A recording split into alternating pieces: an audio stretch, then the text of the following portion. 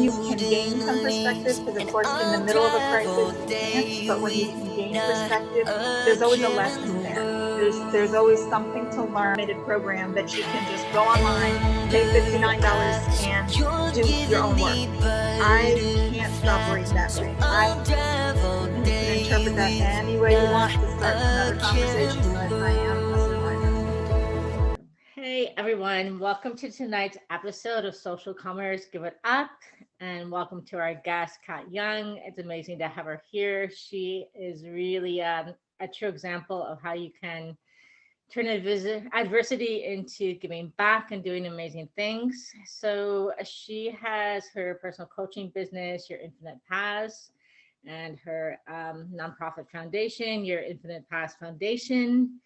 So there's such a cool story behind both of those things. So I'm pretty sure we're going to get to hear about it as she answers tonight's questions asked of her guests. So welcome, Kat. Thank you for being here. How are you? Oh, thank you for having me. I'm fantastic. This is going to be the epitome of my day. I'm going to be really happy with the results. It's been a struggle day for me, so I'm really glad that I was able to be here tonight. Well, thank you so much. Appreciate it totally. All right, Sure. so there's 14 questions we ask to every guest, and it just reveals a personal story in their own words and in their own way. So if you're ready, we can start with question one. Absolutely. Okay. All right. So what are you doing professionally in your business and why? So I'm a personal and professional development coach, which basically says that I meet people where they are, figure out where they want to go, and figure out how to help them get there. And I'm doing similar things in the nonprofit world, but for people who can't pay a fee, and working with everyone from youth to adults to try and help them pivot and transition from difficult points of time in their life to really find success and happiness, and really define success for themselves, because society has this great way of defining things for us, and then we latch on, and sometimes it just becomes our worst enemy.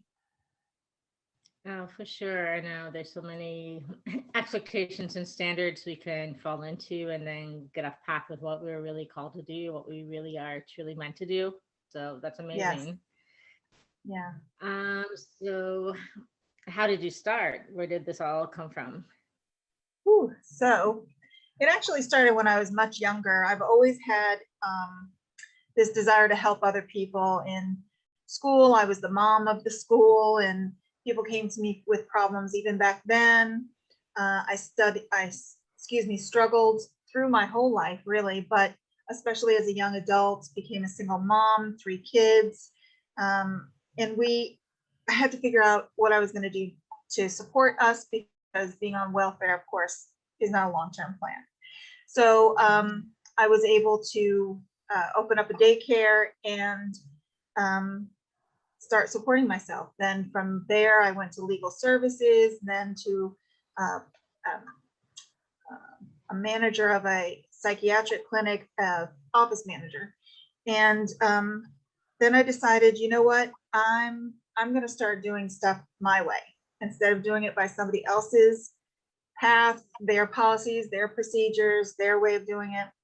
I think I'm going to try a new way. And instead of dictating success paths to people, I'm going to ask a bunch of questions, figure out what is going to work best for them, and help them have long-term success. That is amazing. There's so few people who actually, one, decide to do it their way, and then ask other people what their way will be as well. So instead of trying to Exactly. project your way, framework, structure onto them, that's really amazing.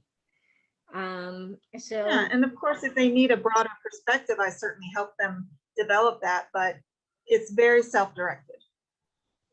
that's incredible. And I think that is what gives you lasting results when you create it yourself, when you feel really grounded in what you're doing. Yes. So that's amazing. Yeah.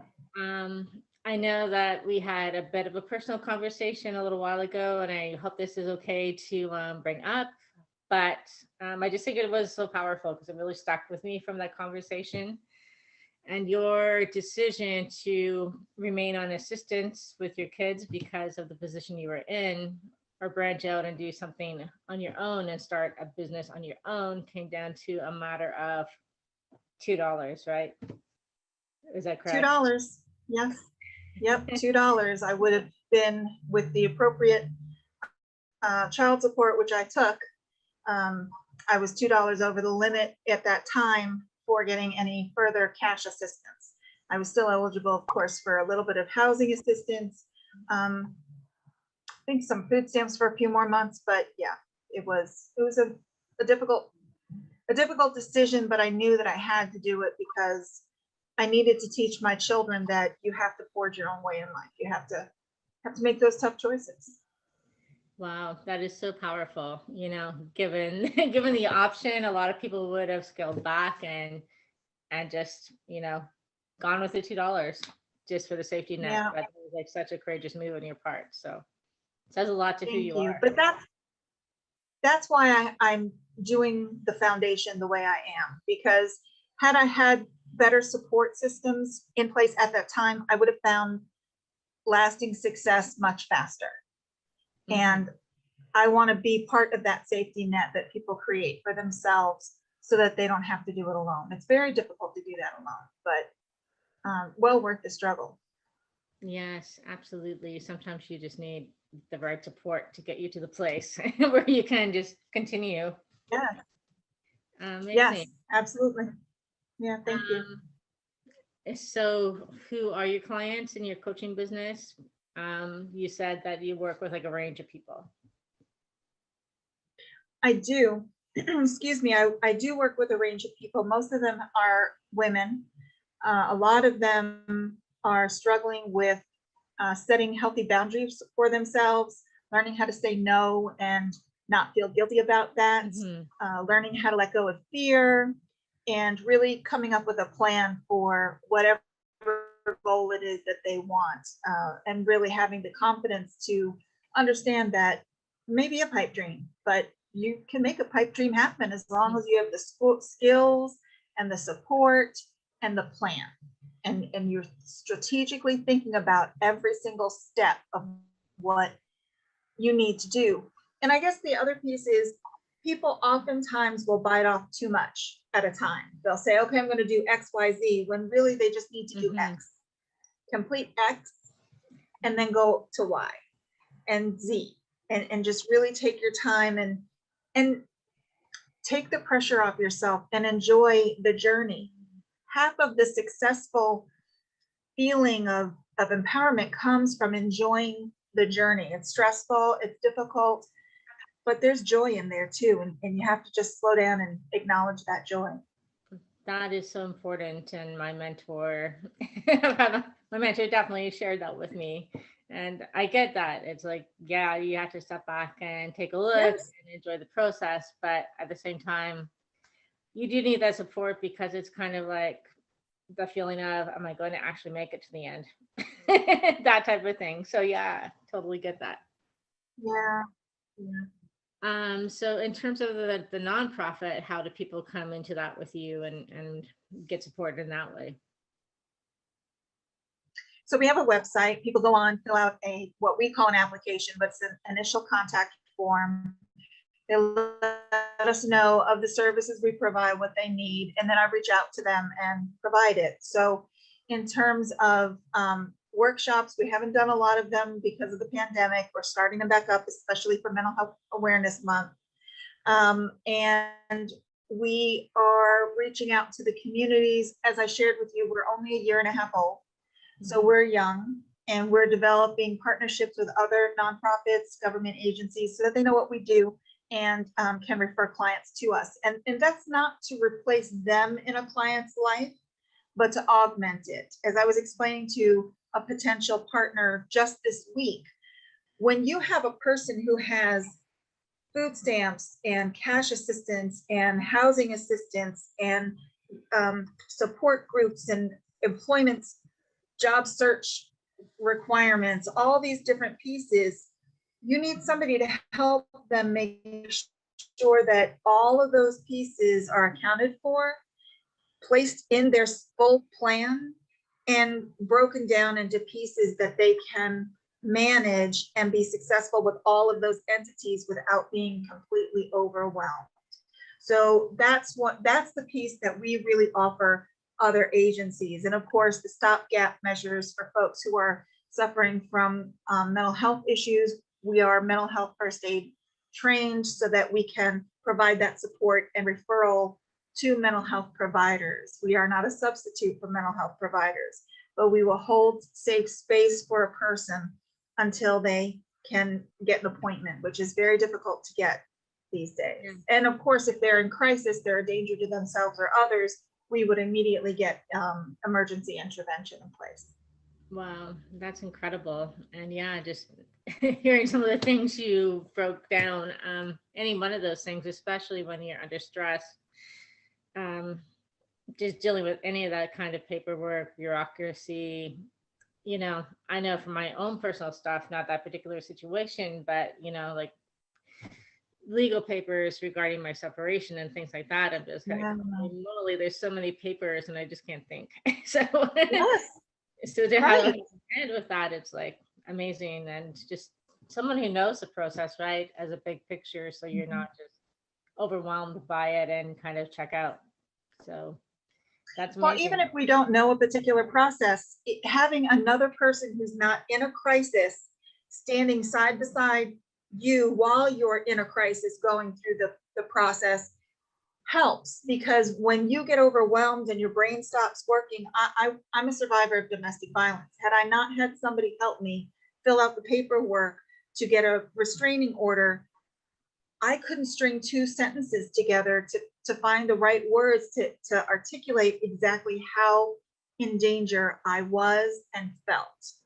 Yeah. So just having somebody who's not blocked by that fear and anxiety and overwhelm help you ask the right questions and navigate the system really is beneficial, whether they've been there or not, as long as they have an abundance of empathy and other world experience. We talked about that too. You can't just be somebody who's had a Pollyanna life, know all the textbook stuff, and then expect somebody who's been in crisis to really trust you fully. You have to have some life experience.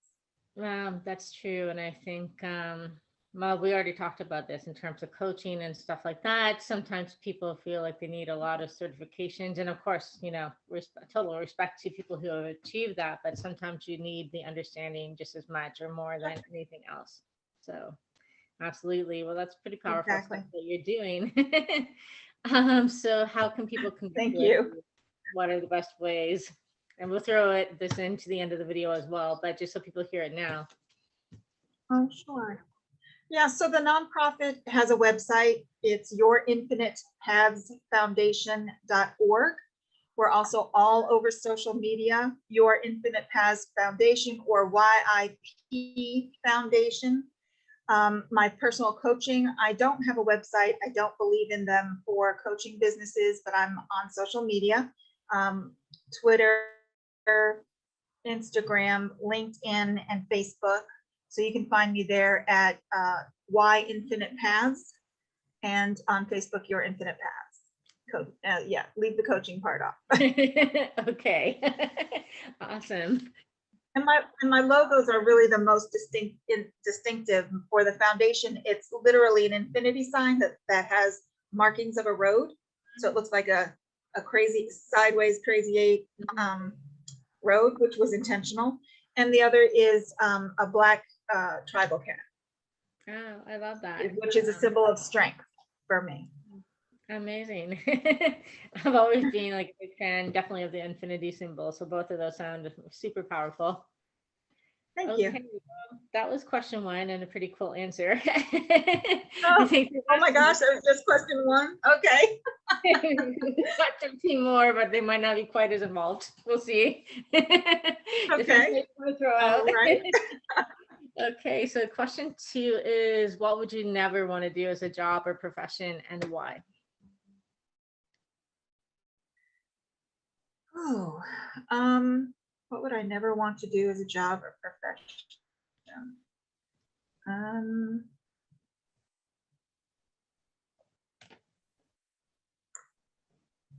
I think that anything involving putting my health at risk, and that would be the why. I don't want to put my health at risk. So things like coal mining or strip mining or things where I could be inundated with fumes or unhealthy work environment situations. Some can be avoided, of course, with mitigation, but others it's just innate. It's just part of the job. So yeah.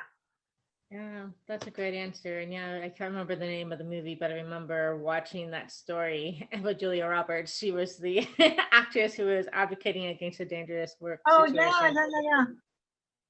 Yeah, so I Uh-huh. get that. Okay, good answer. Yeah. Do you like going to libraries Thank or you. bookstores and being around the real books? Oh, that's so hysterical that you would ask me that. My father is a librarian, and I Oh, grew up in the library.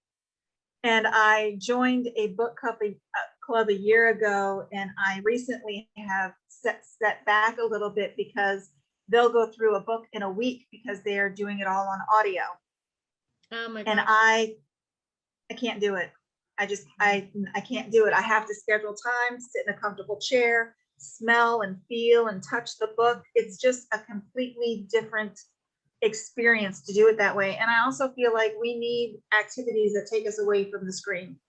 We are completely dependent on screens for everything. And yeah, I have to have an actual book in my hand. I agree with you. It's like a whole tactile experience, and it's so great to hear that people still love that because Yeah. most of this fear is going to be lost someday. I know it won't totally, but it's being replaced a lot. So I do love that experience of a real book, the smell, the experience of touching it, all that stuff. Yeah. And that's so cool that your dad was a librarian. Yes. You must be Yeah. like ahead of the game for like looking stuff Oh up my gosh. like that. Yes. Into the homework research. Hmm. Okay. What is the And most that was the thing. I could call him at work, tell him what I needed sorry. I could call him at work and say, hey, I need books on this research project. And he would pick the best reference books because he was the reference librarian. And so I had a little leg up on my project. Oh, that's so super cool. I love that. Everybody needs a dad like that at Thank times. you. Yes. Okay. Question 4. What is the most daring thing that you've done? Ooh, I think that really depends on how you define daring. Honestly, I think being a single mother was pretty daring, and all of the roller coaster road that took me on, including I hate heights and roller coasters, and I rode them for my children because I didn't want to pass on my fear to Oh my them. So I think I think being a single parent is pretty darn daring. it certainly is. Yeah. I can relate. My kid's dad's very much in But their I life, but yeah, that whole leap of faith to start over and do it on your own. Yeah, I totally relate. And I love the story about the roller coasters. yeah. Yeah, I think about that sometimes about things that I'm cautious or hesitant about, and I'm like, I don't want them to pick that up for me. So I Right. try to be aware Mhm. of not not passing that along. But that's amazing that you actually fought your fear and did that for them. Very cool. um, Thank you. what is something that you wish you had said yes to? Hmm.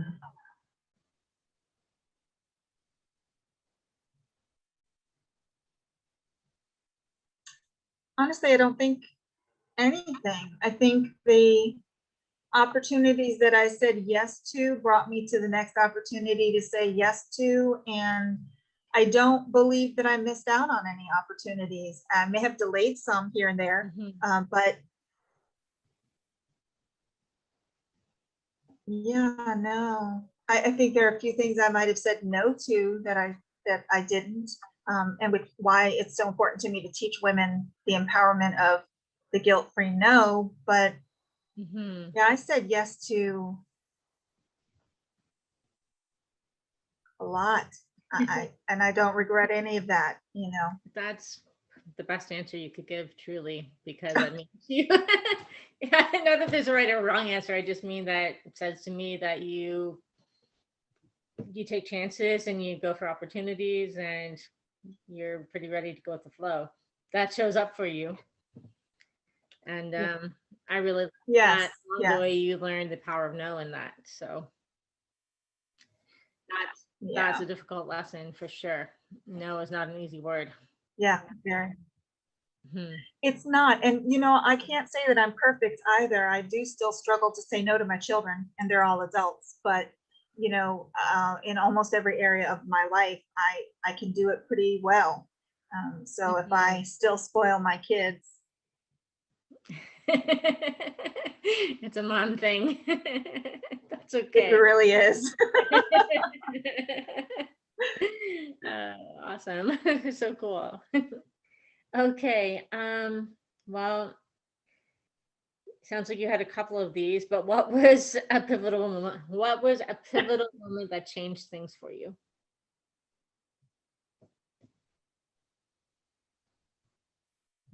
Pivotal moment that changed life for me. Hmm.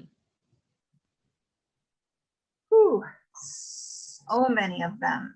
I think I shared with you that I have four mothers, and my third mother died when I was 5. So that was very traumatic. I later in life found out that I spent 2 weeks with my biological mother, a year with my foster mother.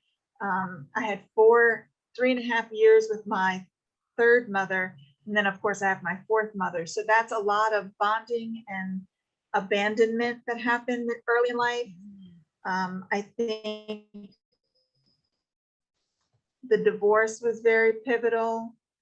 Opening the daycare was pivotal. Moving to the DC metro area was pivotal. All of these leaps of faith that really altered the course of my life. Hmm. Wow. I would definitely say that I wish that I hadn't had so much trauma, but at the end of the day, it's that domino of trauma that made me compassionate and want desperately to be a part of someone else's safety net. So That makes so much sense to me. And yeah, going back to my mentor, we had this discussion about some things that have been like really hard. And I don't know, one discussion we had was, do you ever think that this stuff that has happened or is happening or all these experiences are to prepare you for what you're meant to do and the way you want to help people? So that's pretty much what you just said. So I can totally relate to that. yeah, yeah. I think it's important to, when you can gain some perspective, because of course, in the middle of a crisis, you can't, but when you can gain perspective, there's always a lesson there. There's always something to learn. There's always something to gain. That's what I hate the phrase, there's a silver lining around every cloud, but because I think it's too pithy. But I think that if you empower yourself to say, okay, this is some crud that I'm going through, but what am I learning? Or what did I learn once I've gotten through it? You know, we've talked about teaching kids these days how to critically think and pivot. If you have those two skills, then you can get through any crisis that you're in, because a lot of it really just has to do with thinking through the circumstance and being intentional about your response. My biggest thing this week is we had that pipeline in the United States go down for a while, right? Oh, yeah. And then tons of gas stations ran out of gas. Yes, that's all I heard. Nobody said that it was going to happen. And in fact, a few days after it was reported that the pipeline went down, people were already saying, look, people don't panic. It'll be back up within the end of the week. But people already panicked. So it was a self-fulfilling prophecy that the gas was going to be short. So at some point you have to think, okay, are they on top of it? Do they know how to fix it? And what do I really need to survive this situation, instead of hoarding all the gas and then doctors and nurses can't get to work. Exactly. Yes. Exactly.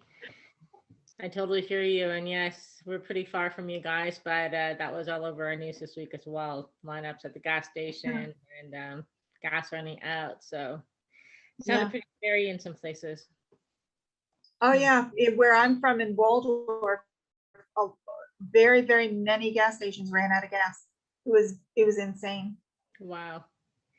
Incredible. So I guess, yeah, in terms of, that shows the power of being calm and a little bit rational, even when things are coming at you, for sure. Exactly. Yes. So from just listening to what your answers have been, you also seem to have a very strong intuition. Is that true? Like you kind of make a lot of decisions on I gut feeling, do. logic. Yes, yes. It's good to marry the two, and it's good to, but it's interesting because some people would say it's a strong intuition born from empathy. But because of how much trauma I have had, it's also a trauma response to be able to walk into a room and take the temperature of the room and read those microaggressions and micro inflections in your facial expressions and body language. So it's difficult for me to tell where it's coming from, but at the end of the day, it definitely serves me well. You just have to pay attention. Yes. Yeah, it's your internal guidance system. So that is so cool. And I love the fact you pair it with logic because I love the intuition. I love all that that sort of woo stuff. But when it comes down to it, I work in science and I need to see some logic in it as well. So totally relate to that. Absolutely. Yeah. Mhm. Okay. So what is something that you thought you were going to love and you didn't end up liking it?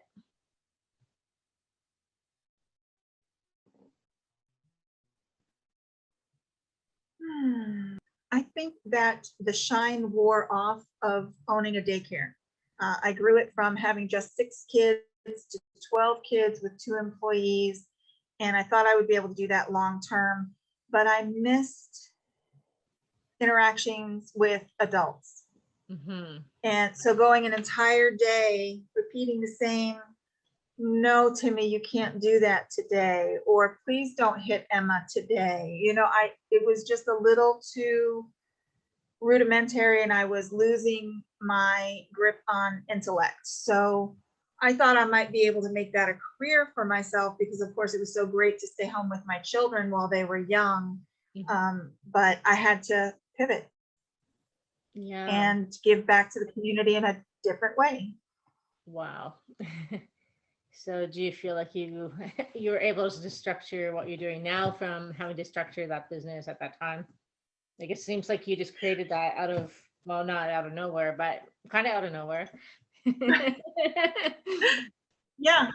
Yeah, the difference though, the coaching business, I've never been the best marketer, so I'm still learning marketing.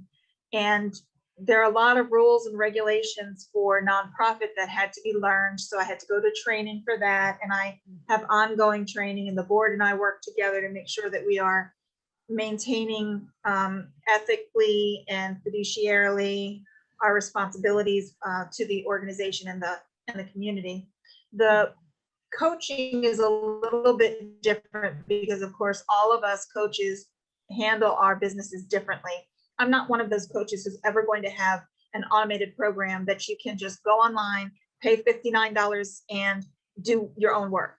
I can't operate Mhm. that way. I have to hear your story. I have to Mhm. figure out the little nuance of how to get you to your next step and what questions to ask you for that to spark in your mind on your own without being told. Mhm. Yes, that's an art. That's amazing. And exactly, I can't see you doing the automation thing. And some people, I'm sure it's perfect for them, but to me, that sort of thing, whenever I came across it, it kind of I felt like pushing it away because it just felt too impersonal. So And it works for a lot of clients, and it there's does. definitely a market for it. I don't knock that. It's just not my ideal client. That's just not my ideal Mhm. client. No, I can't see that being for you from what you've from what you Yeah. said and all the stories that you shared. So it's cool. Okay. So are you the first person on the dance floor? Do you ever get to go dancing? Oh, gosh, no.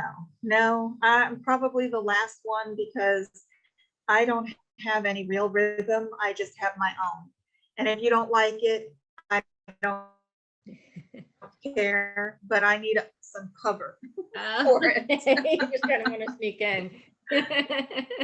That's cool. That's fair. As long as you get out there, that's all that matters. Definitely, definitely.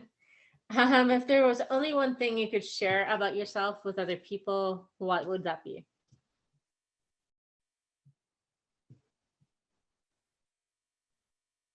I'm a survivor.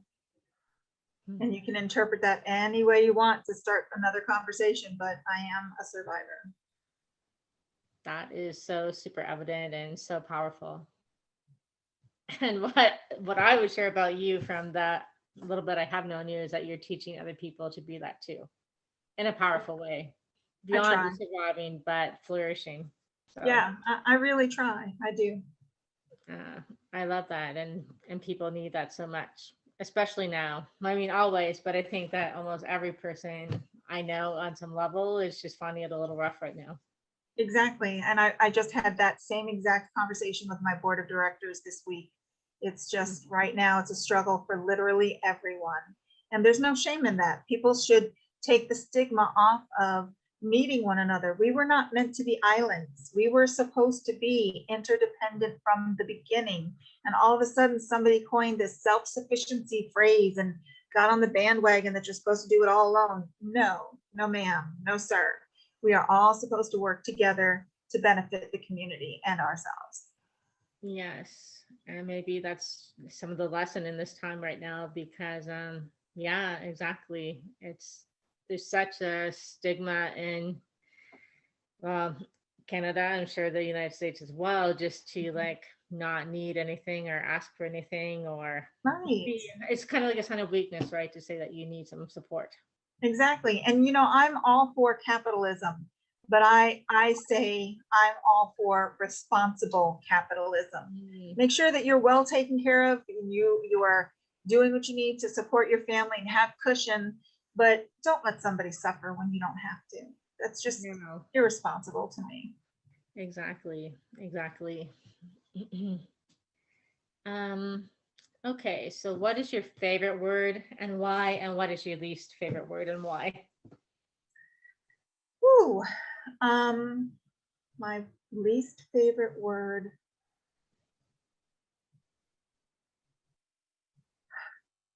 I guess it's the same word, but in different circumstances. So my favorite word is no.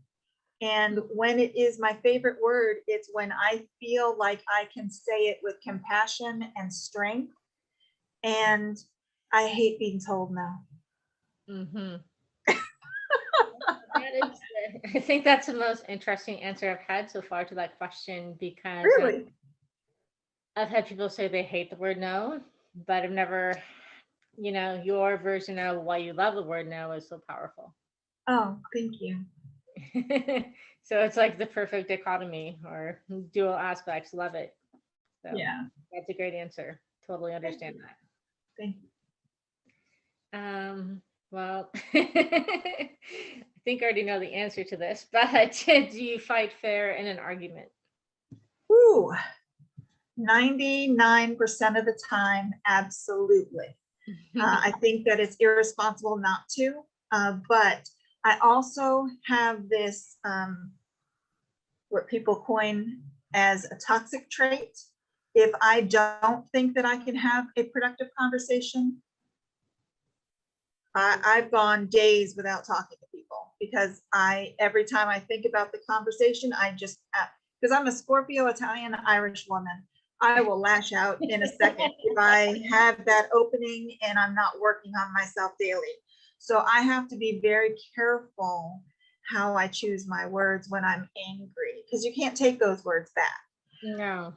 But if you go silent for too long, you're doing just as much damage to that loved one as you would if you just let all the negative words come out of your mouth and hit them like a ton of bricks. So yeah, that's my struggle. I have to continually have that.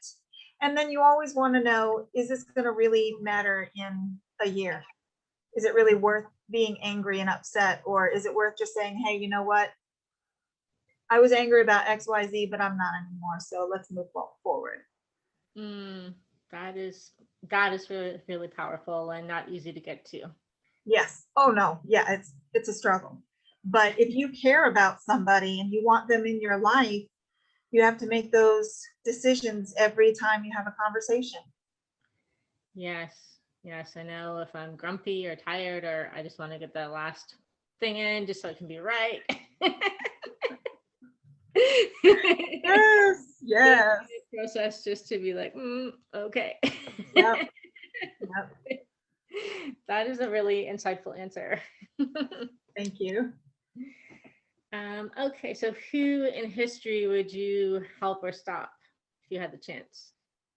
I'm sorry, who in history what? Who in history would you either help or stop if you had the chance? Whew. I would have loved to help Dr. Martin Luther King. I would have loved to help because I feel like for the advances that we made, we haven't made enough. So I would have loved to help with that. And I think that I would have loved to be a part of stopping every leader who was a catalyst for genocide. Yeah. And there have been so many over time since the North American continent was settled to now. So yeah, that's what I would have stopped.